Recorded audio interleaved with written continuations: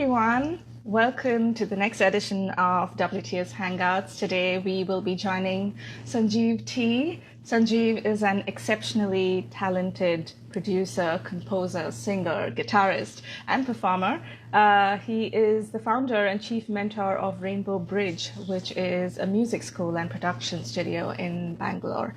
So Sanjeev will be joining us shortly, so please feel free to send us your questions for him. Today also happens to be the 10th anniversary of WTS. We started exactly on this day 10 years ago, so it's great to be here live with all of you, but we're not going to be talking about that just yet. We will be in conversation with Sanjeev T about his musical journey. So if you have any questions for us at WTS or for Sanjeev, please feel free to leave comments and let us know. Hey. Hi, Sanjeev. How are you doing? Good. I'm doing good. Thank you. Good to have you. Of course, it's our pleasure. Thank you for being here. And, we're really looking forward to knowing more about you as a musician, of course, and your latest album that you just released a single from it. The album's Future, and the single is called Not a Love Song. Do you want to tell us a little bit about that? Well, it's completely a new kind of a genre that I'm kind of getting into.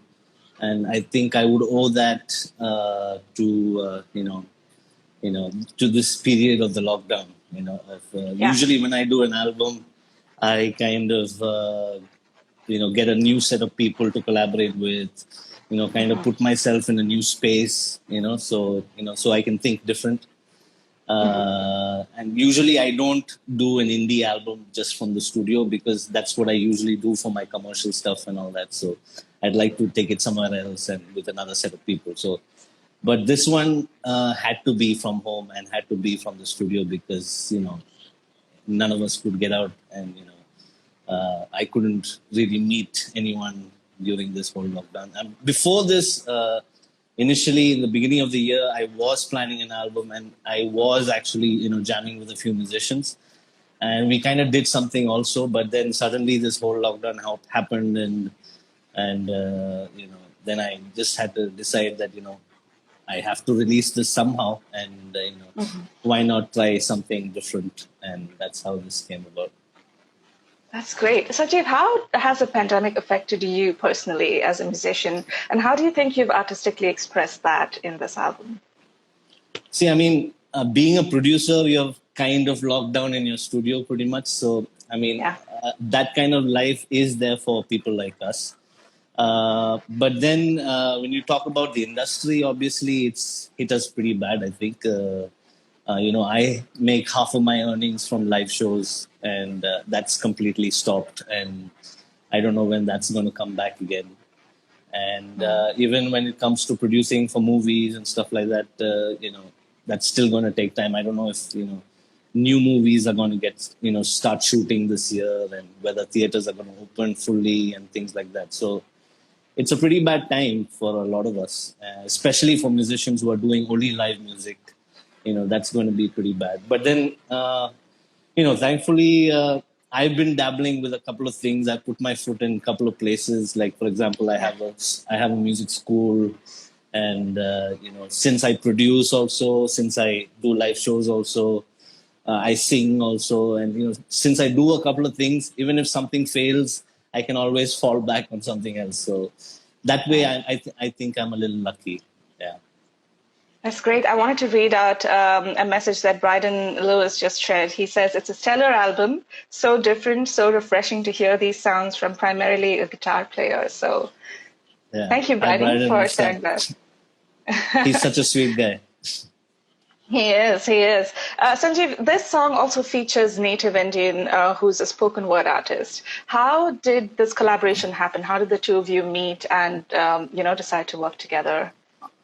So I was kind of looking for a rapper for Not a Love Song. And I put out a status on Facebook saying that, I'm looking for a rapper. It could be any language, things like that. And a couple of people sent me their links and stuff like that. And I think Native Indian really caught my eye because he was not traditionally rapping, and also he kind of understood what I wanted to speak through the song, because I mean, usually, like how the song came about was, like I've not mentioned it earlier, but the sound of the album comes from sample sounds. So I was like having fun sampling old Indian tracks like Tamil songs and stuff like that, and kind of getting new sounds from that. And so when Not a Love Song started, it kind of, the hook was those two words, which was Kadal Magic. Those were the two words which kept coming. And so when I presented it to rappers, obviously they might think, okay, this is a kind of a love song kind of vibe, and maybe you're missing someone. And I didn't want to go into that space because that was not what I was feeling. It was not just missing someone or things like that. So it was about, the whole album is about what we are all feeling during this time, because this is completely a new time for us. We've never experienced something like this. We've never been stuck at home like this. And, different people, interpret it differently. They go through different kinds of feelings which they can't understand themselves. So Not a Love Song is about mainly, it's about understanding that you will have to sometimes love yourself first more than, loving other people. And you should probably stop judging yourself too much based on what other people are expecting of you. And, it's perfectly okay to, slow down, play video games all day, or listen to advice from your mom, but not take it to heart, things like that. So those were the few things that were mentioned in the song. And, that's the kind of vibe that I'm trying to bring out. That's amazing. And also this song completed over 4,000 streams on Apple Music and 3,000 streams on Spotify in its first week of release. So, I think I read it somewhere, maybe it was on your page, that it surpassed all your film releases, this kind of... it was amazing. What did that feel like? It was amazing. I mean, right now it's got, I think, around both Apple and Spotify together, I think we've got about 23,000 streams so far. Wow. Which has kind of, surpassed all of my film kind of thing during this period, obviously. And that is, it's encouraging, to see those things, because being a musician and trying to survive in a career of music, that, I mean, there has been many times in my life that I've thought, like, why am I even spending this time and effort to do indie music when, all the popularity comes from film music, all the audiences are there, the numbers are there, and, that's what matters in my career. And, but then it's just in me that I just can't, there always has to be a time for me to take a break from all that and to actually do what I really want to do, and not listen to anyone or conform to any, style or anything like that, or what is popular or things like that. And it gives me a certain satisfaction. And then when I see that response from the audiences, obviously that's just like an extra boost for you to, like, maybe you are doing the right thing, and you just have to keep doing what you're doing. That's all, Yeah, that's great. I do have a question for you about Rainbow Bridge, which you started in 2004. It used to be a recording studio and a production house for music before you introduced music education as a component. So what prompted that decision to go in that direction? So in 2000, I can tell you the story when it became a school. I mean, initially in 2004, it was a studio. I mean, that was the time when, initially when I took music full time after college, I was just a singer, songwriter, guitarist kind of person. And obviously the first things that I was doing is competing in competitions, and, whether it be IITs or the Delhis after college even. And doing a few small shows here and there. And then you realize that these things are not really going to feed you eventually. And that's when I kind of gone into the decision of producing music. And that's when I started Rainbow Bridge as a studio in 2004. But the school was a time like in 2013, I went to Bombay. I shifted from Chennai to Bombay, and trying to see if I could be part of the Bollywood industry. Um, Bombay was a great place. I mean, it's definitely a place with great vibe and all of that. But the industry is kind of non-forgiving, and it's like really everyone is competing for that prize. What I'm saying. I mean, everyone from India, the whole of the country is right there to grab the same chance that you are trying to grab, and they'll even do it for free and maybe even more than that. So it's hard competing in that kind of market. And me being in the industry for so long, I mean, in 2013, I already was like, say, 12, 13 years in the industry. So after spending that kind of time in the industry, in kind of conforming to a certain this thing just because I came into the Bollywood industry, I mean, that was not something I was too pleased with. And I kind of got to a point where I kind of got fed up even doing commercial music. And this is when I decided to kind of move out of Bombay, and I came to Bangalore. And that's when I decided that I think I needed to take a break from the usual things that I do, and maybe spend some time learning and reevaluating and what I want to do and what keeps me happy and things like that. And that's when I thought the best way to learn would be probably to teach.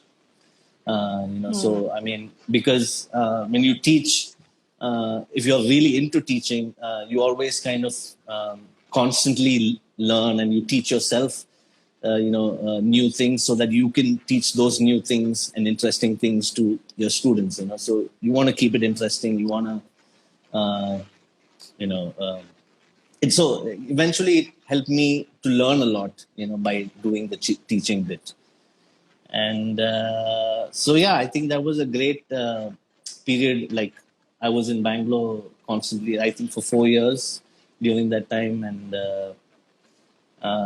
that was a great time for me to maybe grow as a musician, actually spend time on practicing the guitar and practicing my art, rather than just, because when you're working in the studio, you just don't get time to, maybe even strum a chord on the guitar. You are just like working all the time. And so we kind of forget the reason why we got into this whole industry in the first place, I mean, because of all the things that keep you busy, and but this was a great time. And I think I managed to kind of create a kind of ecosystem where musicians could just come in and share their knowledge with the younger generation, and not just teaching like from books, but teaching from people who are actually performing musicians, and inviting big musicians to do workshops,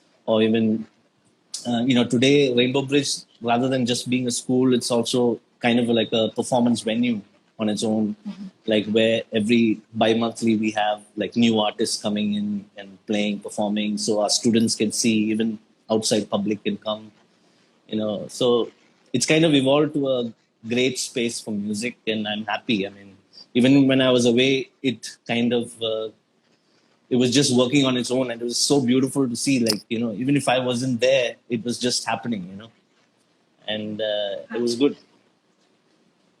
A couple of your fans from Malaysia are talking about your performances there, and they're asking you if you remember performing there. Yeah. I mean, Malaysia is such a great place to play because,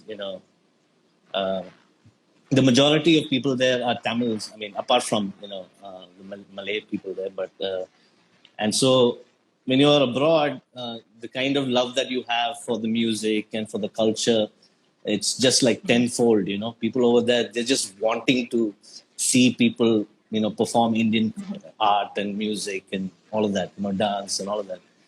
And, we've always got a great response from Malaysia. It's always been fun. That's great. Sanjay asks if you have any new Malayalam projects on the line. I'm looking for a good one. Yeah, I mean, the last one I did was a film called Manoharam, which released last year, late last year. It did well, and I think Malayalam is kind of an industry that I'd like to continue pursuing because the quality of films are really good that's coming out. I mean, over these past few years, even low budget movies are looking so good, and they've got simple stories, and I think it's overall. I mean, it's something that you would do the work for, and you'd like to show it to your friends. I mean, we a lot of us do work that we don't want to show. Also, some people, you know. But that way, I think Malayalam films definitely has that edge, and it's come to a very good level right now, and so I think everybody is kind of making good films there.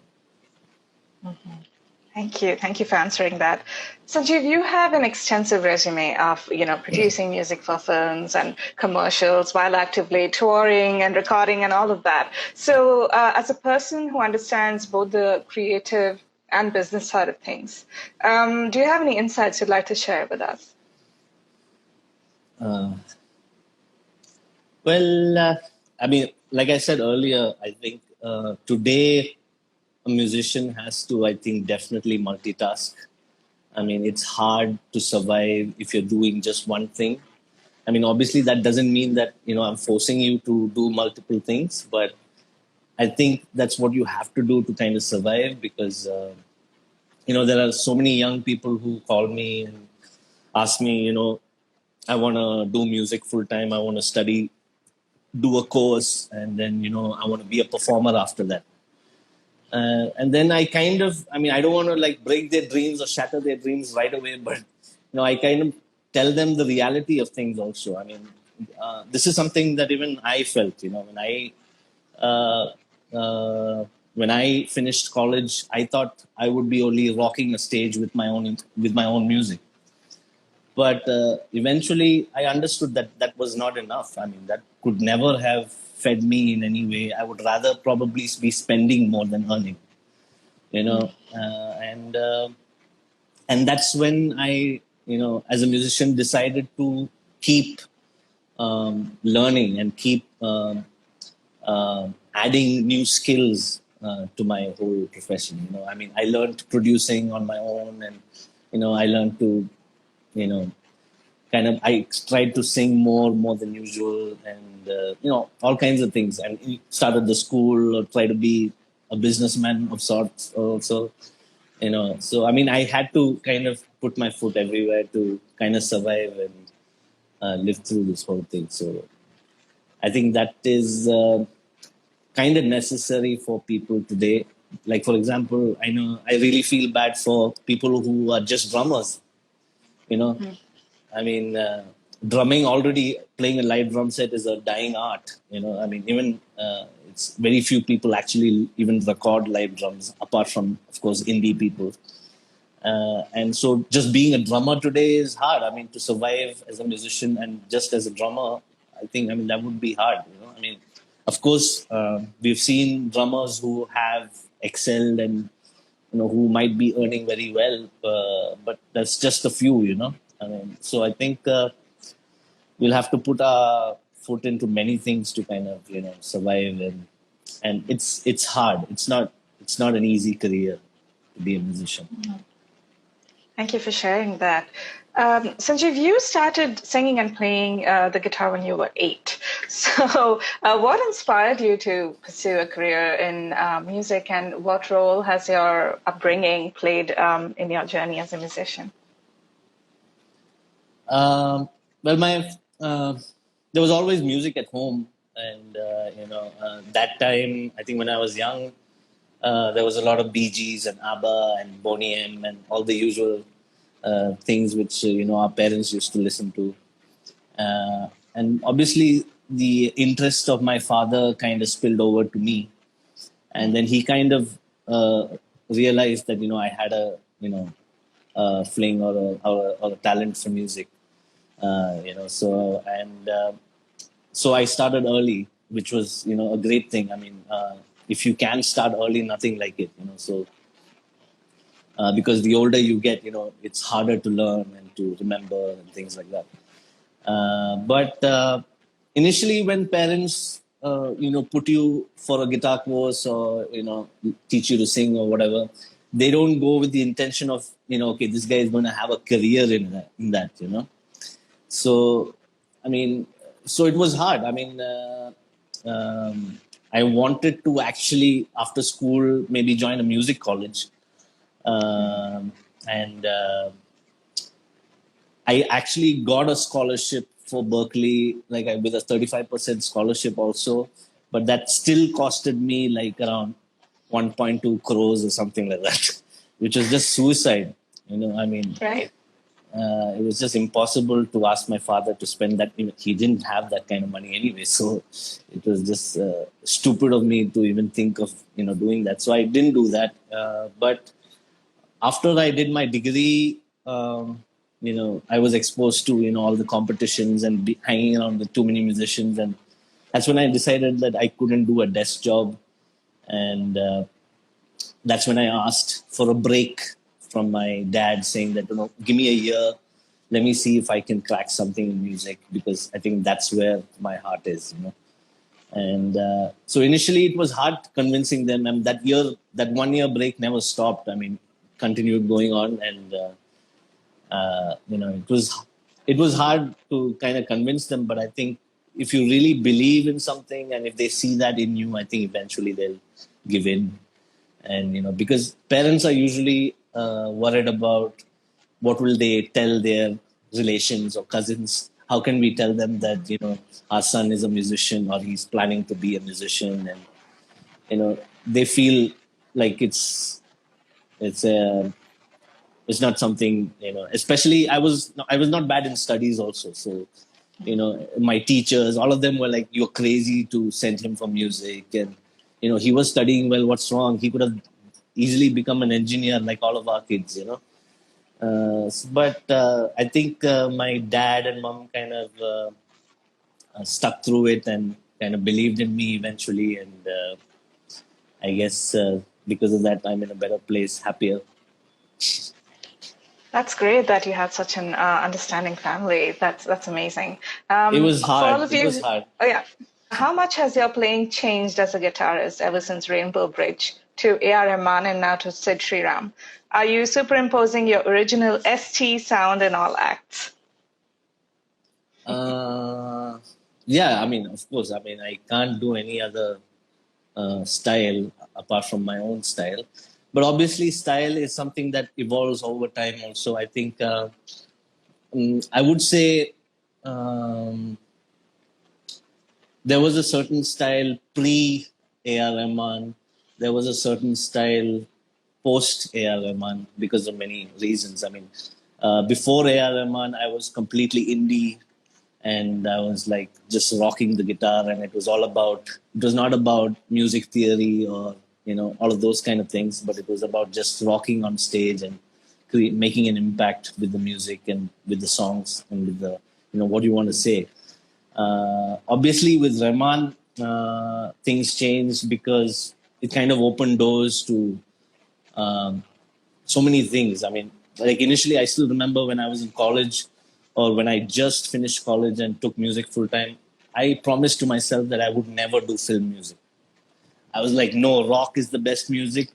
Screw everything else. I'm never going to be part of film music. That's not going to happen. But when I did open up to it, especially when AR himself kind of invited me in his whole thing, and that's when I understood. I mean, every bit of music, every style, every genre has its own culture, has its own set of audiences, and there's always something to learn from everything.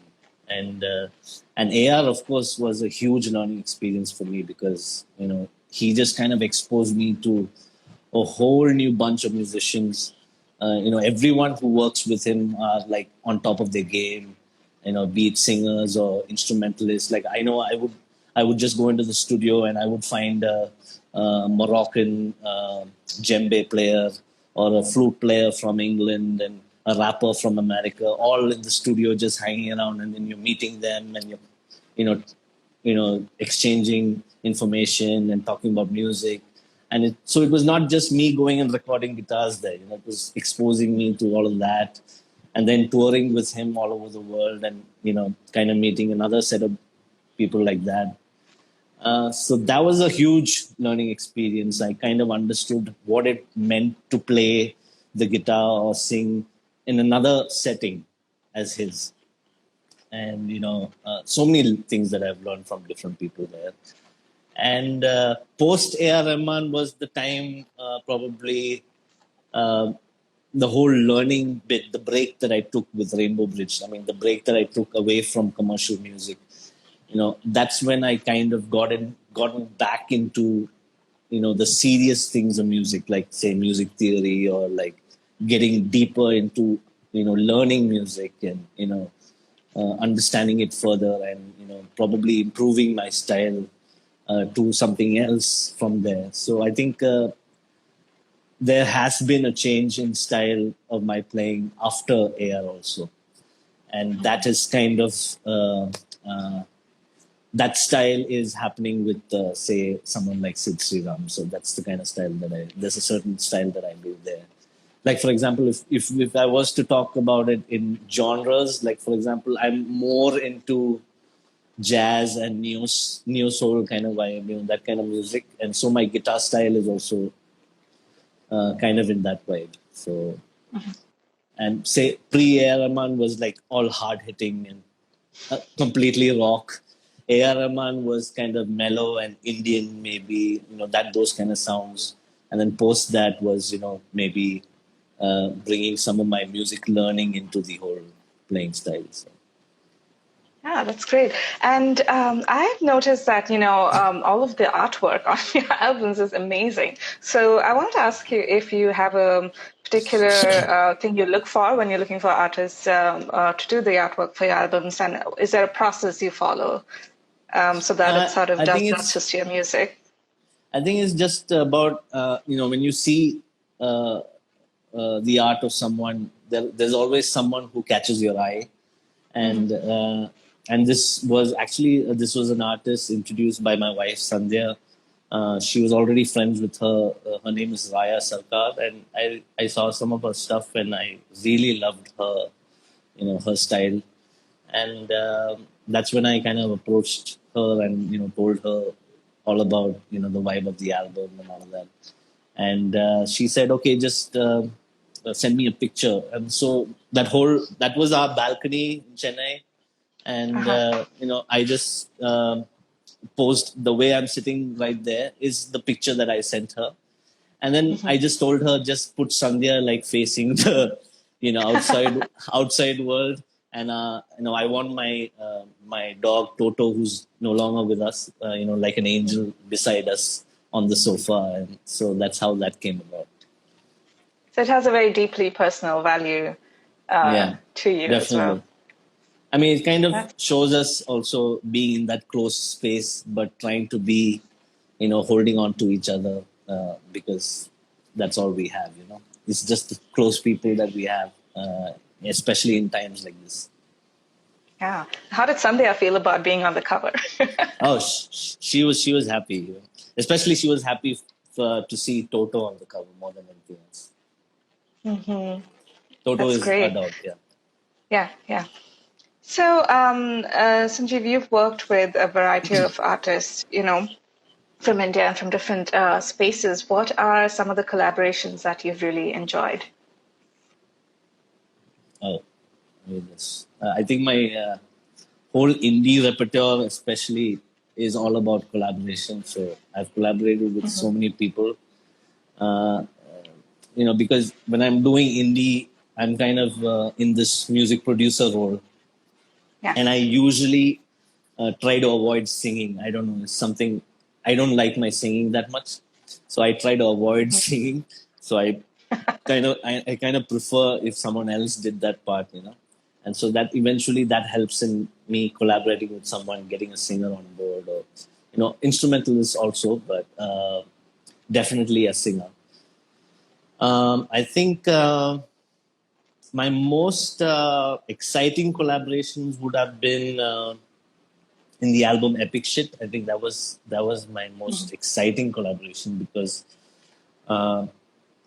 in 2013, I think.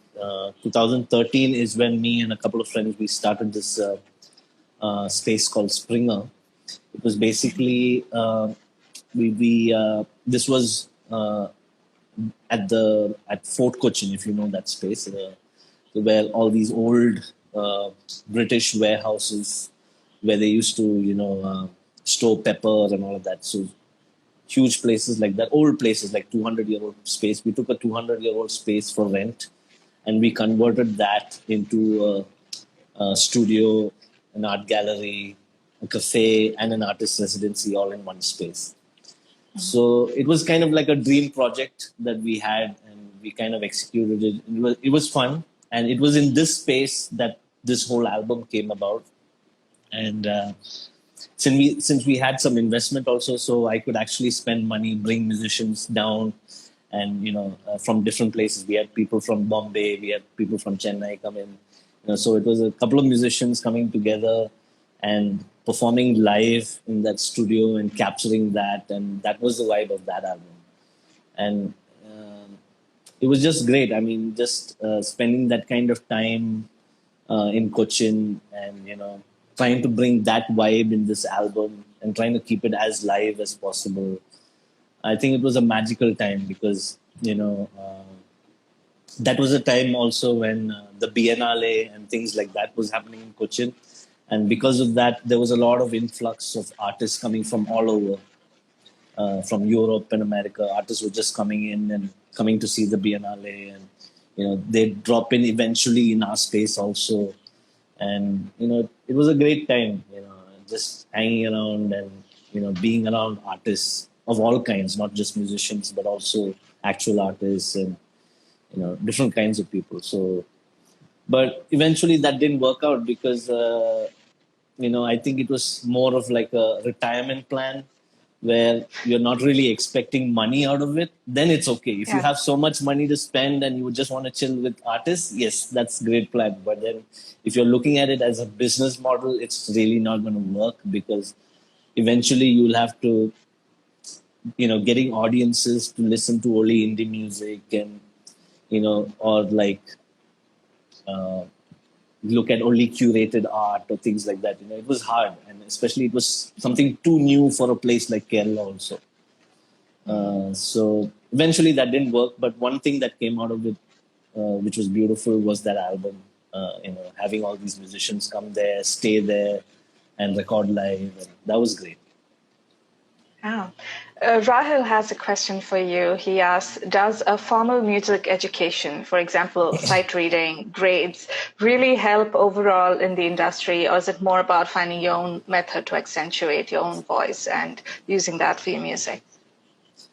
I wouldn't say sight reading definitely is not essential, but understanding theory. I was a guy also who was not really interested in theory initially. I was like, I always thought I had a kind of a, what do you say? It's that inborn talent that you have that, like, you have music in you, So that's great. I mean, because I'm working on feeling that talent, or like feeling the music and bringing your particular style into it. I mean, that's great, but then the problem is eventually that's going to saturate, and you're going to end up playing the same things over and over again. You're not going to progress from that. And I think to progress from just raw talent, you'll have to have some kind of education. And I know education initially, when especially music theory, there's so much of information out there that it's so easy to get confused, and people find it like too complicated to follow music theory because so many people have explained it so many ways. People don't really know what is the actual way or what is the easier way to learn music. So I think during my time in Rainbow Bridge, I kind of really figured out an easy way to understand things. And I think if you have a great teacher, or I think things are going to be easy, and definitely learning music is going to improve you as a better musician for sure. I mean, that's the case with any field, right? I mean, when you learn more about it, the better you're going to be. So that's the same case with music too. And if you're going to be a better musician, obviously it's going to be great in whatever industry you're in. So I think it's important, at least at some point in your life. And if you get the right teacher, someone to guide you with music theory, I think it can be easy. It doesn't have to be that complicated. And, it's like, in school, if you have a good teacher teaching biology, even if you don't like biology, you might love it because the teacher is so good.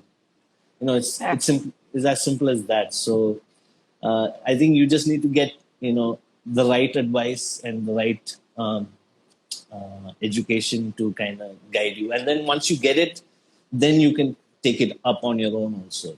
But I think eventually, yes, music learning is definitely necessary.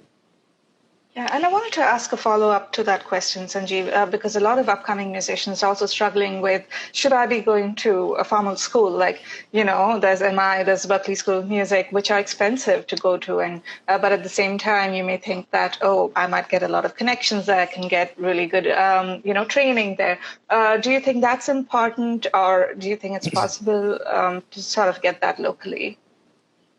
I mean, if you have money, go for it. That's what I would say. If your dad is ready to spend, I see a lot of parents come in the school also, and there are some parents who are ready to do anything for their kids. Mm-hmm. I mean, even if it's about making a musical career, they're ready to go with them to America, put them in whatever school that they want, I mean, that's great to see. I mean, we've hardly seen parents like that, Indian parents like that before. So there are parents like that who are ready to put everything on the line for their kids, even in music. But if you don't have that kind of money, I would definitely not advise it, because, it's too much of a stress to, tell your dad to spend that kind of money. But then obviously, being in a music college, surrounding yourself with, you're only going to be surrounded by musicians. You're only going to talk about music. And obviously, even if the teacher is really bad, you will still learn so much just being around those musicians, So, I mean, I always wanted to be part of a music college, but I couldn't. But I found other ways to kind of be a part of such things. Like, for example, there's Swarnabhumi of School of Music, which is in Chennai. So, I mean, they had a workshop for a week when they started out, and where these great teachers came from abroad, and we could learn under all of them. So I mean, these kind of opportunities are always there, where you can attend a workshop, or maybe like a long session like this, like for a week, and be with teachers like that. So there are other ways to learn, and do short courses, or things like that, or constantly attend workshops or things like that. And then generally just hanging around with as many musicians as you can. And it also helps, like, for example, when you're putting your foot into many things, like, for example, if you're part of the film industry also, you will get to see another whole spectrum of music. You will see another whole a different bunch of musicians who don't think like the usual bunch that you're hanging out with. So you get perspective from different places. So I mean, you can be great even if you don't go to a music college. But then, like I say, if you got the money, man, I would do it. If I had the money, I would have definitely gone for it. Thank you for answering that. There's another question from Ritin. He asks, what did you do to release your originals then and now? Can you talk about the release/marketing aspects of it? Oh, yeah. I mean, today, an artist has to be their own manager. They have to be a designer. They have to be a social media expert. I mean, we have to do all of these things because nobody else is going to do it for us. And so it's hard. I mean, it's hard to actually, when we really want to only focus on our art, that's not possible. I mean, I'll be happy, like, say, okay, after 2 months of working at a stretch. I made a song. I want to release this. But sadly, my work doesn't stop there. I mean, there is another one whole month of just promoting it, giving it to all the publications, putting it on radio, wherever I can. That's another whole month of just working on that, putting social media things, designing new things, making a video, approaching a manager, whatever. And so, like I said, I mean, we definitely have to multitask to the next level right now in this whole digital age, right? I mean, and it was, I mean, all of these things weren't there initially, like say maybe 15 years ago or so. I mean, nobody thought of, we didn't have platforms like Facebook or Instagram and things like that where we could push things like that. The only places where people saw us performing was either in a pub or in a band competition or things like that, or in a college show. That's when you see these kind of things. But then today, an artist definitely has to be more than just an artist. That's for sure. Mm-hmm. Thank you. What advice do you have for someone, who's new to the field, fairly new to the field, but wants to be a commercial success while staying true to their craft? Or is that a paradox? Is there a sweet spot? I mean, that really depends, I mean, like, some people are just built for the film industry. Like, for example, even Benny, for example. Benny, from the age of 5, he's been learning Carnatic music. Like by the age of 9, he was learning classical dance, Bharatanatyam, and stuff like that. And so he was, born in that kind of vibe, right? I mean, with Indian music predominantly. And so eventually he fit in perfect for the film industry because that's what they're looking at, right? But for a person who's been listening to Bee Gees and ABBA or Nirvana and Metallica or Michael Jackson and something else, and only that, it is hard for him to kind of fit into the film industry, right? I mean, because he definitely doesn't have the understanding of Indian music as opposed to a person who has learned Carnatic music or who's learned Indian dance or dancing or whatever, right? So some people just fit in, but then the other people, they find it hard to be a commercial success because it's not easy for them to be a part of the film industry as easily, And I mean, of course, we have seen indie successes now, but how much of that is an actual success compared to, say, a film success? It's still nothing when you compare the both, I mean,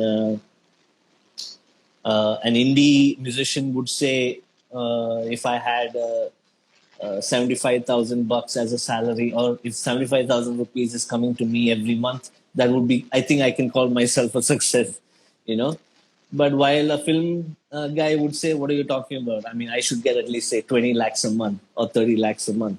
That's the numbers that they're talking about. So obviously there's a huge, disparity between the, both these things. And especially people who want to express their own music and their own craft and not do something else that they're not very comfortable with. It's hard for them. It's hard. I mean, it's been the history of like indie bands. Actually know an indie band if they've stuck around for more than 10 years. Okay, you've stuck around for 10 years. Okay, then you're kind of popular. I mean, there's nothing less. You'll have to kind of give it that kind of time, and you have to be, with those kind of band members throughout that time. And those are the people who are actually successful, people who have stuck it through for a long time. And not everybody is lucky to have that kind of to have a band together for that long, because different people go into different directions. I mean, people after college go become engineers, or they quit dreams of being a musician. I was still talking to Sandhya the other day. I mean, I just remember when I was in college, the kind of musicians who were there, in college, they were so good, but they never became musicians because they never thought it was worth being a musician. They never thought that they could have a life being a musician. But I'm saying we have lost so many artists that way. I've seen extremely talented people who could kill anyone, with their talent at that time, but they just all gave it up because they wanted to have a comfortable life, So, so it's hard. I mean, like I said, I think I will go back to what I had said earlier, that musicians have to multitask now. They have to be their own brand manager, their design manager. They have to be having their own recording setup. They probably should also teach. They should probably also put a hand in the film industry. They'll have to do many things to kind of survive. I mean, and yeah, it's not easy. Thank you for answering that. Are you and Baiju Dharmajan ever going to do a guitar face-off? I don't think so. I mean, why not? I mean, Baiju, guitarists like him, Baiju, maybe even Bryden, who's there, if he's there. They are like, what do you say? They're primarily guitarists. You know what I'm saying? I mean, that is their main thing. So and it's like talking about, say, Kurt Cobain versus Steve Vai or Joe Satriani. Kurt Cobain also plays guitar, but Steve Vai also plays guitar, but that's like totally different. I mean, one is like can fly on the guitar, and the other one is probably more musically oriented, meaning it's more about the songs and that kind of maybe more of a production mentality, more than like doing. So I've never been that guy who's like trying to show tricks on the. I mean, I still do some of that stuff, but I'm really not into that stuff. So I would definitely not go on a face off with Baiju. I'll just let him do all the playing. Thank you for answering that. Another question is, how do you shuffle between the guitarist Sanjeev and the composer Sanjeev? And can you tell us a little bit about how the mindset changes between these roles? Yeah, I mean, because of my association with A.R. Rahman, people only knew me as a guitarist. Everyone thought, okay, Sanjeev, okay, he's a guitarist. Because, okay, A.R. Rahman's guitarist, so which means he's probably just doing that. So it took me a while to kind of let people know that, I'm actually I write my own songs and, I produce, and that is what I do apart from just, playing guitar. And so it took a while. I mean, like the skill of playing the guitar it started when I was young. It started when I was 8. I started learning the guitar. So it was obviously more natural to me because I started young. But production is something that came much later. And, it came when I took music as a professional career. And it was something that I started late, but eventually kept working on it. And I really grew a big interest in it. And so, but to be really good in it, at it, and prove myself as a producer took some time. While seeing me as a guitarist was so much more easier because I was on all the A.R. Rahman shows and the films and all that stuff, so it was easier for people to see me as a guitarist. But now I think people look at me as a producer also, and I think that has become more of my core career, more than just being a guitarist. Great, thank you. Final question for you. You've been recognized for your entrepreneurial skills in the industry. You've won several awards. So you've already touched upon the importance of that skill for musicians. So do you have any tips on how they can hone this and develop the skill? I mean, I guess, like, for example, the first time I started something on my own like that, of course, it was the studio, but then the studio was, I used to give it out to people and all that stuff, but I really didn't run that too much as a business. It was more like something that I needed for myself, a studio for myself and things like that for my work. But apart from that, I think the first time I kind of got into the whole entrepreneurial role was when I started Springer in Cochin, and that's when I was surrounded by all my partners who were like startup people, and so that was a whole new experience for me. How the startup people were living, not even changing their clothes, like not even brushing their teeth. They were straight on, like in the morning, going to the board and kind of like, laying out the plans and things like that. And so that was I think being with so many people kind of helped me learn so many skills. And also being with different kinds of people and not just musicians. And and with the school it was easy because I mean eventually again I'm dealing with music. I mean it's as long as I'm dealing with music, understanding the business side of it was easy. uh, like for example, being in the school, you're probably dealing with parents the most, and that's where your business is.